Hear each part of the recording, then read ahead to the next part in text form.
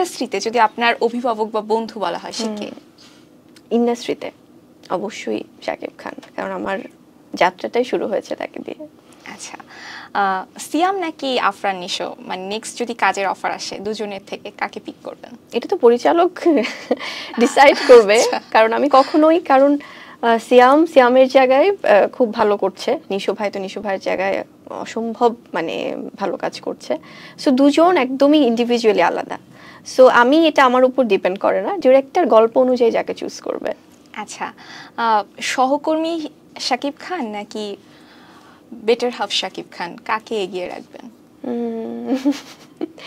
দুটো তো একদমই সম্পর্ক, কারণ একটা ঘরের আর একটা হচ্ছে কাজের। মনে হয় যে বেশি ডেডিকেটেড সে?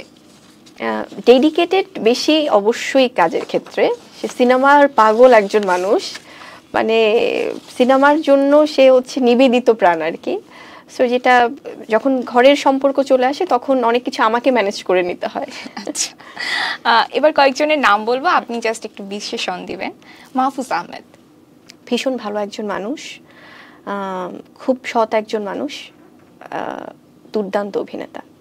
আচ্ছা, সিয়াম আহমেদ খুব ডেডিকেটেড আর্টিস্ট, খুবই হেল্পফুল এবং খুব ফান লাভিং। আচ্ছা, শাকিব খান খুবই, আমি বলবো যে বড় মাপের একজন অভিনেতা, পরিশ্রমী, এবং আমি কখনো ওনাকে পরনিন্দা করতে দেখিনি, পরচর্চা করতে দেখিনি, এবং আমি দেখেছি সবসময় সে তার কাজটাকে ফোকাস করে যেভাবে সামনের দিকে এগিয়ে যাবে এই চিন্তাটা থাকে তার। সিনেমা নিয়ে সে প্রচণ্ডভাবে, আর বাবা হিসেবে ভীষণ ভালো একজন মানুষ। সে হয়তো হয় না অনেক সময় ব্যস্ততার কারণে হয়তো অনেক কিছুই করে উঠতে পারে না, তবে তার ফিলিংসটা অনেক বেশি, মানে সে খুব ফিল করে, এটা বোঝা যায়।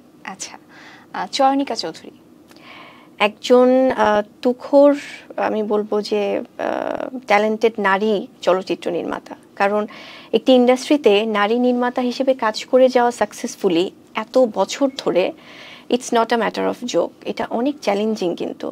বাট চয়নিকা আপুর এই বিষয়টা আমি দেখেছি যে নারী হিসেবে আমি বলবো, কারণ নির্মাতার তো কোনো জেন্ডার হয় না, বাট একজন নারী নির্মাতা যে সাকসেসফুল হতে পারে, সেটা নাটক হোক বা চলচ্চিত্র হোক, উনি সেটা খুব সুন্দর করে প্রুফ করেছেন।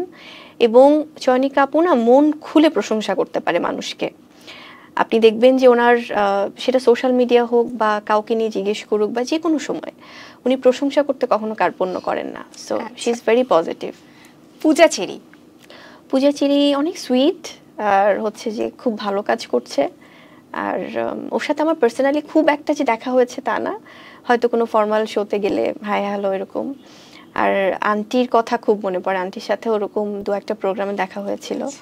সো আন্টি তো গত হয়েছেন, সো অনেক দোয়া আন্টির জন্য।